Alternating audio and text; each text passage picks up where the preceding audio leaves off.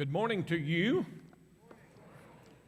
We will look at Proverbs chapter 6. Tomorrow is Labor Day. Yay! Right? Yay? Okay. That was sort of my poll of finding how many of you were actually going to be off Labor Day. Probably doesn't sound like any of you were. Or you'd rather be at work than at home, so I don't know which it was. But so maybe y'all are going to work on Labor Day. You know what it just seems like to me you ought to do on Labor Day? Seems like you ought to labor. You know? I mean, I always wondered when I was a kid, my mother would say, well, people are off on Labor Day. I thought, what does labor mean? She says, well, it means work. Well, I said, so it's work day? And people are off on work day? If we announced that Tuesday morning we were going to have a work day here at the church, does that mean everybody's supposed to show up and not work? So, well, I suppose you know. I found out later, you know, what that means. That in 1894, Congress passed a bill in honor of America's laborers, the people who labor. They're the backbone of our economy. And in honor of their hard work, they're going to get a day off, and Congress decided on that day would be the first Monday in September. And so the President of the United States signed that, and now it's Labor Day. And that means you don't have to work on Labor Day. But evidently most of you are having to work because nobody seemed to be real happy that tomorrow was Labor Day. Now, why would I be talking about labor and Labor Day anyway? Doesn't that sound like labor's a pretty mundane, unspiritual thing? Why would we actually be talking about that? Well, the reason we're talking about it is it's not a mundane thing. It's not a worldly thing. It's a spiritual thing. You see, I remind my students quite often, the first verse in the Bible is not John 3:16. Okay? I'm glad John 3:16's in there, but it's not the first verse. You know, the Bible is much more of a book than a book that tells us how to get to heaven. I'm glad it tells us that. But it's a lot more than that. God's not only interested in us getting to heaven, He's interested in us knowing how to live while we're on the way to getting to heaven. And so the Bible talks about a lot of things that are not necessarily about how to get to heaven. In fact, Christianity is not simply a means of salvation. Christianity is a worldview that tells us how we're actually supposed to live. It answers the main questions for us. Is there a God? Well, we know the answer to that. How did we get here? Well, it gives us an answer to that. What's wrong with the world? Folks, everybody knows there's something wrong with the world. Everybody knows it. Just look. What's wrong with it? Well, Christianity tells us what's wrong with it. What are we supposed to do about what's wrong with the world? Well, Christianity tells us what we're supposed to do. How are we supposed to live in this world where God put us? Well, Christianity tells us. It's a whole lot more than a way to get to heaven. It's a way of living while we're on the road of getting to heaven. And so the Bible talks about a lot of things, sometimes very directly, like what we're going to see here, sometimes just indirectly and implicitly about how we should live. If God created us in His image, how should we then live? If Christ has redeemed us, how should we then live? The Bible tells us how we're supposed to live, and if He's telling us how we're supposed to live, none of these things are unspiritual. The life of the believer in its fullness is robustly a spiritual life. And so the Bible talks about a very important subject, and that is work. That's labor. And so as we look at Proverbs chapter 6, we see how in wisdom literature, which is a section of that that's telling us how to live lives of wisdom, it uses the illustration of the ant. Notice what he says beginning in verse 6. Go to the ant, O sluggard, consider her ways and be wise. You want to be wise? It says you can actually learn some lessons from looking at the ant about wisdom and how God would have us live. Notice how this ant, without having any chief, any officer or ruler, she prepares her bread in the summer and gathers her food in harvest. How long will you lie there, O sluggard? When will you arise from your sleep? A little sleep, a little slumber, a little folding of the hands to rest, and poverty will come upon you like a robber, and want or lack will come upon you like an armed man. So what are we supposed to? He tells us to consider the ant. Look at it. So when we look at the ant, what are we supposed to learn from it that would make us wise, that would help us answer the question in light of who Jesus is as our Lord? How should we then live? Well, I want you to notice, first of all, ants actually use their God-given abilities to meet their needs. They use God-given abilities to meet their needs. Notice God does not provide for the ants miraculously. He doesn't feed them miraculously. But I don't think any of us would doubt that God's the one that feeds them. You know? They don't just wake up every morning and their food's right outside their nest there. They have to go work, and in working, they actually get this. God doesn't miraculously feed them. Jesus talked about how God feeds the birds. They don't have to worry. God takes care of them. He feeds them. Now, He doesn't do it miraculously.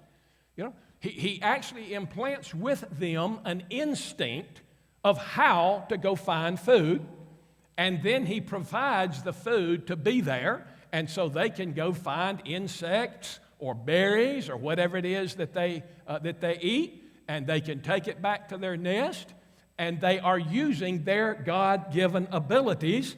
And so we don't want to think just because, hey, we use our God-given abilities, we have ourselves to thank for it. Folks, the Bible reminds us in Deuteronomy, I think it's 8:18.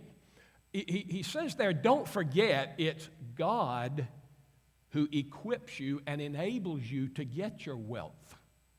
Sometimes we think, well, look what I got from my hard work. Well, it took your hard work. But let me tell you something, folks. There's a lot of people done a lot of hard work, and they don't have near as much as we do, okay? God is the one who gives us the know-how.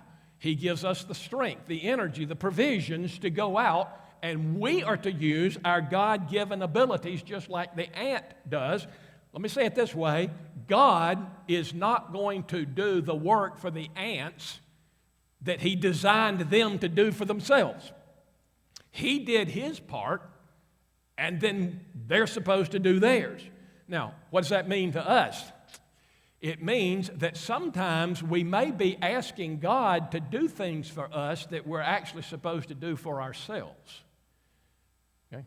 We might be praying to God and asking Him to do something for us, and He's saying, well, why don't you do it yourself?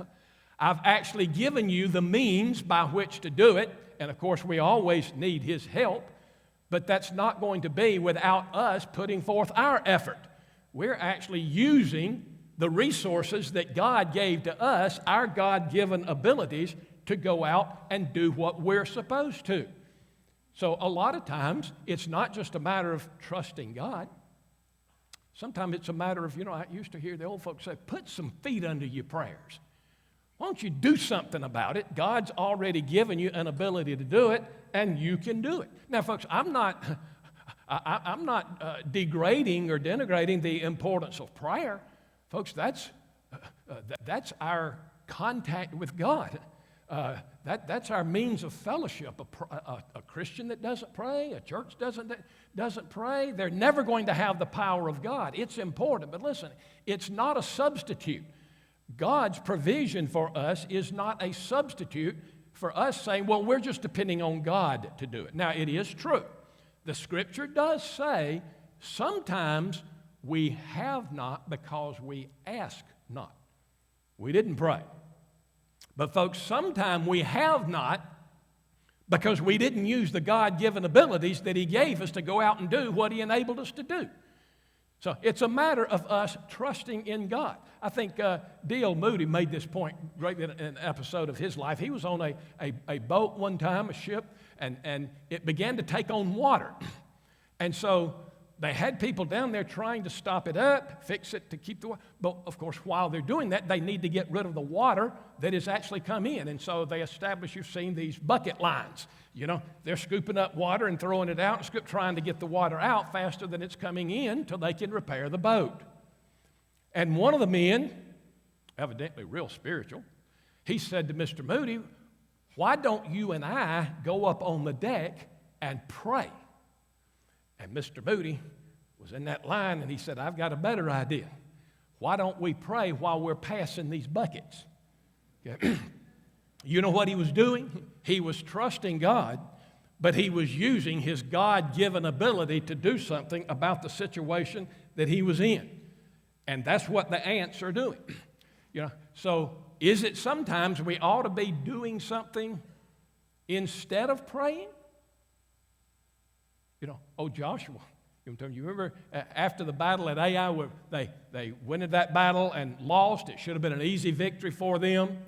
And Joshua's wondering what's happening. And folks, he is lying flat on his face, just pouring his heart out to God in prayer.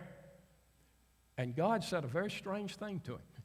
He said, "Get up." You know,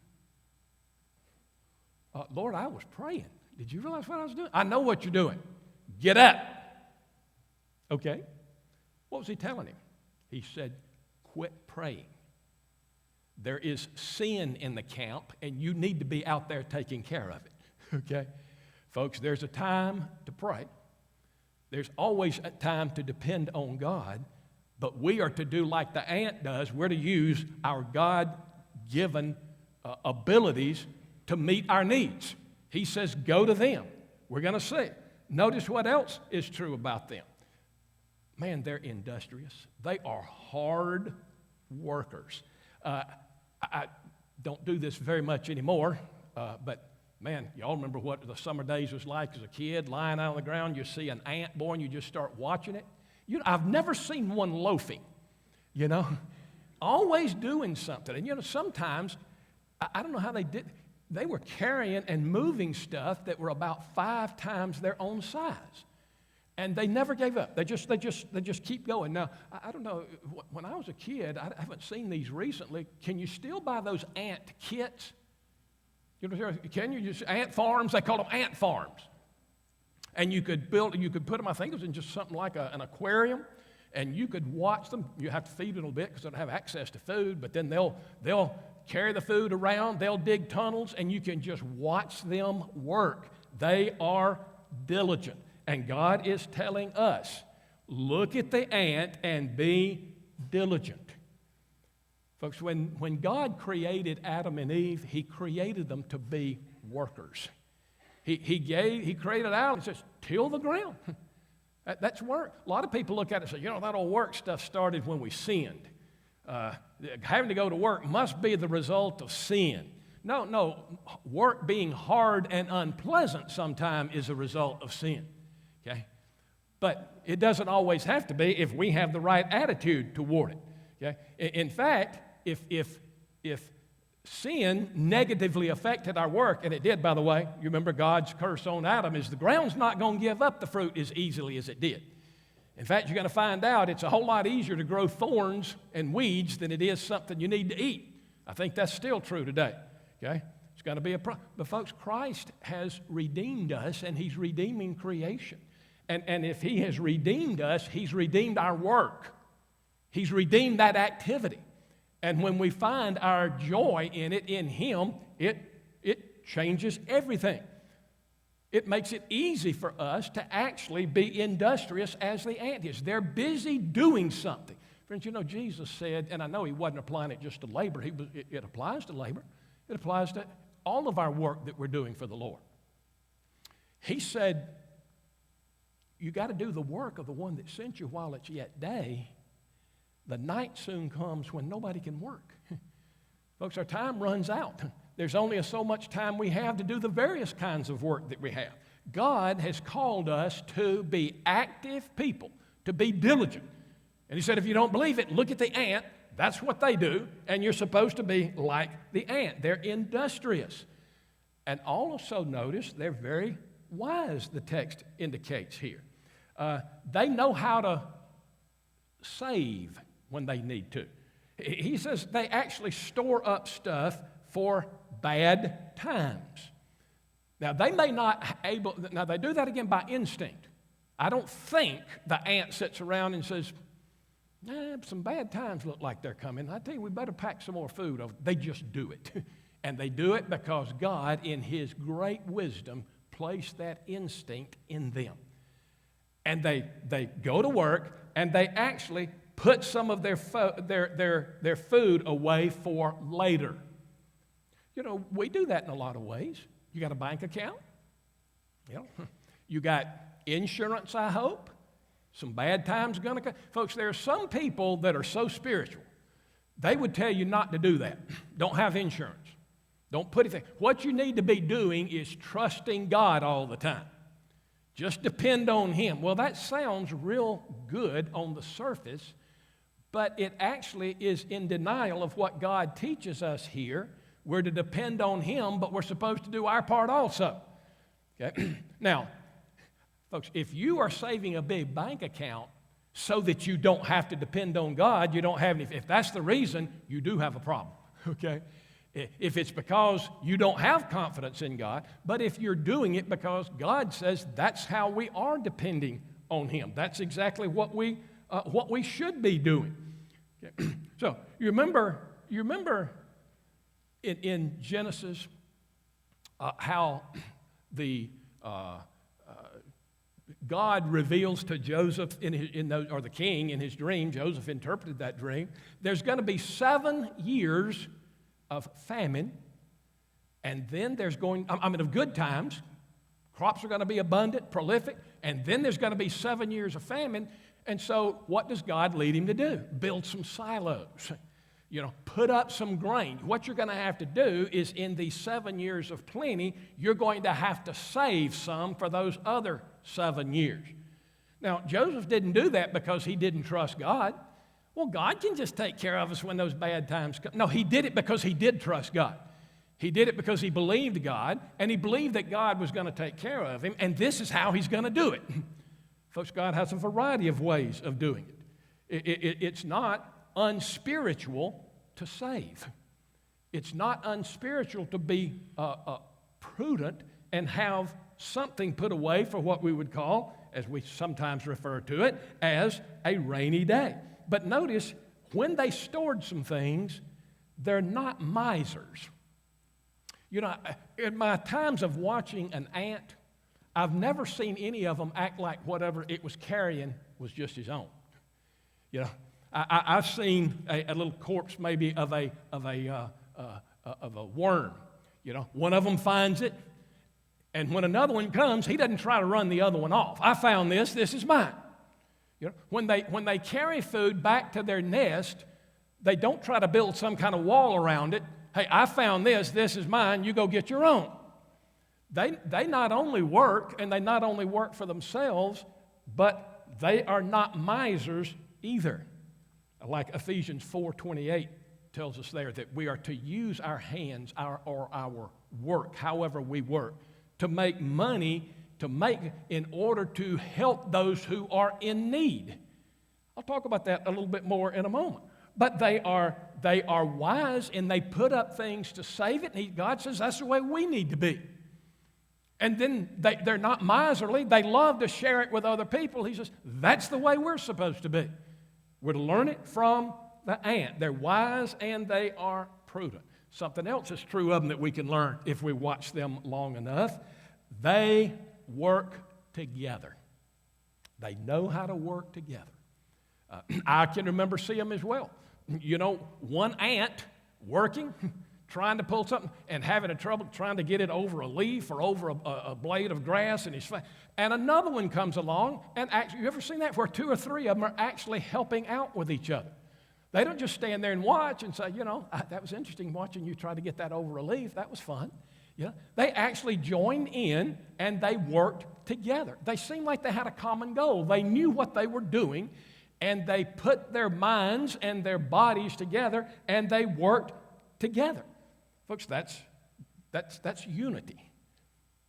It's one thing to work in unity. Unity is very important. That means we understand the goal, and we all work together toward that goal. Christians ought to be real good at that. Christians ought to be better than anybody at seeing what their goal is and working together in unity, because that's actually what God requires of it. That means working together. But I want you to notice something else about those ants. They don't just work in unity, they work in harmony. You know what? There's a difference in unity and harmony. I'm not a musician, but Clay could come up and explain this better than I could. But probably when all of us stand and sing, I hope, they put the words up here and we're singing in unity. I hope somebody's not singing one verse and somebody else another. We're actually singing in unity. There's the goal, there's what's supposed to be, and we're all doing it together. There's all kinds of things we do as a church where there's a goal there and we're just all working together to do it. But there's a difference in unity and harmony. Harmony is more what happens when the choir sings. See, they sing the same song, but they're singing different parts.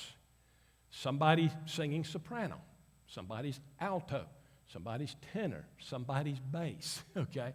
Now, it's all in unity, but they're all doing their own part, and you hear how it sounded? It just blends together in perfect harmony. They've all adding their own specific contribution to it. And actually, ants do the same thing. That is the most amazing thing. Some of the ants are charged with doing one kind of thing, and some ants do other kinds of things. There are some ants that actually milk other insects. They milk them like we milk cows. Now, all of them don't do that, okay? But all of them do what is their chore and their responsibility, and they work together in harmony. That means, folks, this is why church and community is so important, is some of you do things well that others don't do well. And that means they need you. But they do things well that you don't do well, and that means you need them. Okay? And that's why the Bible presents us as all like parts of a body that work together as a whole. My hand can't do for me what my eye does.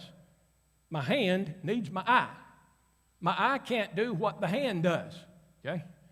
They need each other. We need one another in harmony with each person using the gifts that God has given them. Henry Ford understood that. Y'all know Henry Ford, do of it? Henry Ford. Henry Ford said one time, though, he said, I don't spell very well. I'm not a good speller. So he said, you know what I do? Well, he didn't turn on spell check, by the way. He said, I don't spell very well, so you know what I do? He said, I surround myself with people that know how to spell. Well, that's pretty simple. So we can actually work together in harmony. What I'm good at, I'll do, and what they're good at, they'll do, and we'll work together in harmony. You look at the ants, they can work together, but don't you notice something else about them? They can also work by themselves. Did you know some people can work as long as somebody's looking at them and watching them?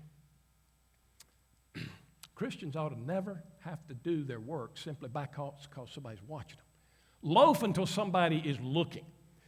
Character is what you are when nobody's watching. How good a worker you are is what you are, how well you are working when nobody's watching. Okay? They can actually work by themselves, and I have certainly seen that, and so have you. What are we doing when nobody is looking? Now, we're going to see in a moment there's a solution for all this that'll take care of it, but they can actually work alone, and they can work together. They just work. And you can also look at the ant if you want an example in perseverance. Perseverance. Folks, they are diligent. They just keep on keeping on, and they never give up. Now, We're going to see here who's honest and who's not, okay? I'm going to ask a question here. I already know the answer to it, so you might as well tell the truth. How many of you have seen one of these little ant hills and you looked around and nobody was looking and you kicked the top off of it? All right. So the difference in those of you that have your hands raised and those that you don't, the ones that have their hands raised are telling the truth and the other ones aren't. Okay? But that's not what I really want to call attention to. What happened when you kicked the top off of that? Did the ants get depressed and quit working? No, they just went right back to working and they put that right back together. There was no discouragement, whatever. They never quit. You realize how easy it is to quit? You ever read any good books on how to quit? You know? Nobody writes one of those. That's the easiest thing in the world to do is quit. You know, the Bible shows us how we're not, folks, and if they don't get discouraged and they don't have an understanding in God, how much stronger should our diligence be when we know that whatever happens that messes up our nest, whatever it messes up our lives, that God's still in control of it, He's still with us, then why do we get discouraged? Why do we quit? But some people get discouraged and quit, and I've had my attacks of discouragement as well. And when I do, I just need to go kick the top off of an ant hill and watch them and learn a lesson from them. Don't quit. God gives us our marching orders, and we are to keep on keeping on. Now, folks, what can we say about this biblical view of work? You know, again, it's a spiritual thing. Folks, 1 Corinthians 10:21 says this, and it has a lot of application, obviously, but I want to apply it specifically to one thing, and that is work. It says, whether you eat, sleep, whatever you do, do it to the glory of God. Now, can I just insert work in there? Your labor, your job. See, here's a problem that has been, and I am thankful to say, I see it much less than I did when I was a teenager or a kid. So I hope that means there's less and less of it. But there was this very strong distinction in our lives between what was spiritual and what was sacred. You know, strong division between those. Because the Bible says, whatever you do, do to the glory of God. Everything, it doesn't matter. That means whether you are writing a business contract, changing a diaper, or preparing a sermon, okay? All of that is spiritual work if it is being done to the glory of God. Now, we've taken this in the past sometimes to an extreme. If you want to be, and I'll just have to, and maybe this was just more the spiritual atmosphere I grew up in, but it was just sort of, I don't know if it was ever said, but this was sort of what was implied. Listen, men, if you love God, you'll be going in the ministry. That is the greatest way to demonstrate your love for God. Now, if you really want to go a step above that, be a missionary. That is what if you love God and you mean business, that's what you'll do. In fact, we've actually planted that in people's minds unintentionally. I have a friend who was in my church, my age, and I can't remember, but it was about when he was a senior in high school. He went to the front of the church and he announced, God is calling me to be a foreign missionary. Okay? He's not a foreign missionary. He never was a foreign missionary. And there are people that look back at him and they say, well, he's not following the Lord's will. No, that's not actually what happened. You see, that fella had imbibed that outlook that if you're the most sold out to God, you'll go to the mission field. That's the best thing a Christian can do. Okay? Well, what he found out later is, this is a great truth. Let me tell you something. The best thing a Christian can do is what God tells them to do. It's being obedient to God's will, whatever it is. And this guy realized later, I was just doing that because I wanted to be fully committed to God. But I'm going to be fully committed to God doing what He wants me to do. So he went to medical school. And he's a pediatrician. And he's serving God on his job. Had a preacher friend of mine call me one time and said, "Do you know a Christian pediatrician?" I said, "I only know one pediatrician, and he's a Christian." So I gave him his name. He said, "My sons are sick. I need to." So he went to see this friend of mine, and this friend checked out his son. He was about 6 years old. He said, "Oh, yes, terribly congested." Said, "He's going to have some medicine, writes it out." And then he said, "I heard that one cough." And he said, "Yeah, but we don't have any money for him." He just picks him up, listens to him. Same thing with him. He's going to have a prescription too. You see what he did? He was serving God in what God called him to do. The best place that you can be is where God calls you to be. It is not more spiritual to be a preacher than it is to be a school teacher. Do everything. It is part of our way of glorifying God. Folks, if we forget this way of doing things, that we are doing things because God is our ultimate priority, and let it put our work in perspective, that we do it to His glory, that saves us from disappointments. You know what happens with people? They don't see serving God as first. What it ends up happening, serving the job is first. And you know what happens then?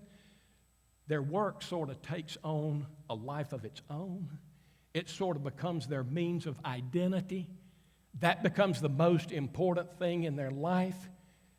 And folks, that is a pathway to destruction. They put their confidence in that. They're going to find their identity in it, and they find out maybe it's not even till they retire or till they lose their job. And they have found their self-worth in their job, and now they've lost their job, so they've lost their grounds of their self-worth. Folks, our work is a means of serving God, but it is not our identity. Our identity is found in our relationship with God. Anything else is going to lead to disappointment. It can lead to the number one thing becoming work, and it becomes our idol. How many families have been destroyed because work was an idol? That work came before God. It came before wife. It came before children, or it came before husband, whatever the case. That's because we didn't have it in perspective that it is something God calls us to do, but we do it under His lordship, and we do it for His glory. There's one reason you can see this: do all things to the glory of God. Your work is sacred. It is spiritual. And here's why: because God is doing things in your workplace. We say, "Well, I want to get to the church here where God moves." Folks, God does move here. But I want to tell you something. This isn't the only place God's moving and God's working. He's working in the hearts and lives of Christians and non-Christians that you know on your job. That you have the opportunity to make a difference in their lives, and that's one of the reasons that God actually put you there. If every day we leave to go to work understanding God's working at the place I'm going, it actually transforms our attitude. You see, we need to see our job as our vocation. You see, the word vocation comes from a Latin word. It's actually the Latin word for calling. When somebody talks about their vocation, it's supposed to be a calling. That means you're supposed to do what God called you to do, and when you go to work every day, you're to understand that you're fulfilling God's His actual calling on your life. It's not just something you happen to be doing, okay? It's your calling. It's your means by which you are serving God. That's why I think when we talk to our children, and I know I did it with mine, didn't realize this till later, what do you want to be when you grow up? You know? That's okay. But why don't we ask them, what do you think God's gifted you to do? What do you think God wants you to do? Okay? That's the direction, because it's a calling. Folks, it does. A lot of people have the idea, well, now, if God didn't call me to be a preacher or a missionary, that means he just sort of left it up to me and I'm supposed to decide. Folks, we don't find that in the Bible anywhere, that there's some kind of a double standard for that. You know, it is indeed a vocation. It is indeed a calling. I had run into a man that understood that one day, and I'm sure a lot of people do. But I was asked by a church. They were interested in me coming many years ago, 30, 35 years ago, as their pastor. And I knew right off, this is not going to work out, but I knew there were various reasons that I ought to go ahead and talk with them. There's a lot of good that can come out of things like that. And so I met with them at a restaurant, and after we ate, they asked me questions for about 30 minutes. And then the chair of that committee said, now, this is a two-way street here. Said, you need to ask us some questions. You need to know who we are. And I thought, well, let's get to know him personally. So I just looked to the man on my right. I said, what do you do for a living? And he said, I'm an ordained plumber. I said, you're what? He said, I'm an ordained plumber. And I said, I didn't know we ordained plumbers. He said, we don't. God does. He said, did God call you to be a preacher? I said, yeah. He said, do you try to be the best preacher for Jesus you can be? I said, yeah. He said, God called me to be a plumber. And I try to be the best plumber that I can be for Jesus. Folks, you think that man enjoyed going to work every day? Yeah, he sure did. Because he understood it as a calling where he was making a difference in people's lives. Folks, if we see we're doing all things for God's glory, and we are in a vocation, it is his calling, it will cause us to look at our work differently. You know what we'll never really consider anymore? It will be all essentially meaningless to us. Hump day. What's hump day? Wednesday. You know what? Wednesday, we're over the hump. You know what that means? You know what we're saying? I can't wait to get to the weekend because there's only really 2 days a week I really have a life.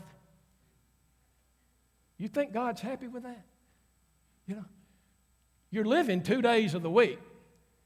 And the rest of the time is just a waste of time where you're doing something that makes you miserable and probably makes everybody else miserable. You know, if you actually find the job that God wants you to do and you're doing it to his glory, you'll actually add 5 more wonderful days to your week. Why is work so good? Folks, what does it do? You realize that work is actually a way of serving people? You see, God puts us in a society and a culture that is always built on some kind of an economic system. There's a network of activities and jobs that work together that help all of, you know, when I have to have my car worked on. Now, I can have 1 or 2 different attitudes. You can probably guess in a moment which one I usually have. But one of those attitudes is, man, I hate spending money to have this car fixed. That cost us $200 to get the car fixed. Well, but you know what? That $200 went to this car mechanic. And that's how he makes his money and feeds his family and buys his tools that somebody else made, so it gives them a job. Everybody began to see what happens. So it's a network. Now, y'all don't use that as an excuse to go home when you buy something expensive and your wives tell your husband, well, I sure helped the economy out today, you know. I understand that. But the fact is, when we have expenses and we understand our job, our working, it actually helps and enables everybody else in the society. We're part of that. But folks, it does more than that. It obviously helps to meet our own needs where we're not totally dependent on somebody else to do it. It provides for us. It meets our family's needs. And it allows us to actually give to others. Romans 12:13 says, contribute to the needs of the saints. Folks, you can't contribute to the needs of people if you don't have any money. And you're probably not going to have any money if you don't work. And so when we go to work, we have an opportunity to say, hey, this is my way of providing for those people that I love the most in the entire world, my family. It's my way of doing that. Okay? It's my way of being able to help some people that are not as fortunate as I am. And what a blessing it is. You know, you've done it. When you go out and buy something for yourself, you're sort of happy for a little while. But man, when you do something for somebody else, you can reflect on it a year later, and your heart's still filled with joy. That's because Jesus certainly had it right when he said it's more blessed to give than it is to receive. But you can't give if you don't have, and if we don't work, we won't have. And so when we're working, it's a joy because it enables us to actually give to other people, to do others. Because listen, work actually becomes worship. Work can actually become a form of worship when it is devoted to God with an awareness that it is done in His presence and for His glory. Then work actually becomes a form of worship that we are offering our service to God. I had a chemistry teacher in the 12th grade. He only taught 2 years, that was the second. And I lost track of him. Somebody told me he left and went to dental school. I didn't see him for many, many years. And I was preaching, I think teaching through the book of Romans at Seneca Baptist Church in Seneca. And I saw him, and I knew exactly who he was. And I said, Dr. Strong. He said, yeah. And I told him who I was. And, man, he was just thrilled to see a former student. And he said, now, you're coming back tomorrow night? I said, yeah. He said, well, would you come early and eat with me before let's have a little bit? I said, I would love to. I said, I'll tell you what I'll do. I'll bring my high school annual with me, and we can look through that. And he said, man, that would be great. So I did, and I showed him annual. He just loved it. He said, I got a book I want to show you. I said, okay. And he came out, and he brought a book, an album of pictures. And he said, these are pictures of mission trips that I've taken through the years. And I want you to see some of them. And he'd go through and show me what he did, his dental work that he did. And he said, now I want you to look at this page of pictures. See, when I'm working on this person, I was in Nicaragua. And he said, you could actually hear the gunfire of the Sandinista rebels even while I'm working on this person's tooth. Oh, man. But he said, let me tell you what I do. He said, I go on these mission trips, and somebody gets in that chair. And he said, I stop, and I offer a quick prayer. And he says, here's what I say every time. I say, Lord, you're the one that allowed me to have the education to go to school to learn how to do what I'm getting ready to do. And you're the ones that trained my hands and gave me the ability to do what I'm getting ready to do to help this individual. Lord, you gave me the know-how and the finances and what it took to get here to do this. Lord, everything is your provision. So, Lord, would you take what I'm getting ready to do and let me just present it to you as a sacrifice of worship and praise to you. Folks, if that gets through to us, it'll transform our attitude toward our labor because it'll bring it into God's perspective. And when we get God's perspective on anything, everything changes. Your labor is not unspiritual. Your labor is not secular and mundane. It is a spiritual activity that is done in the presence of God and for His glory. I hope you see it that way.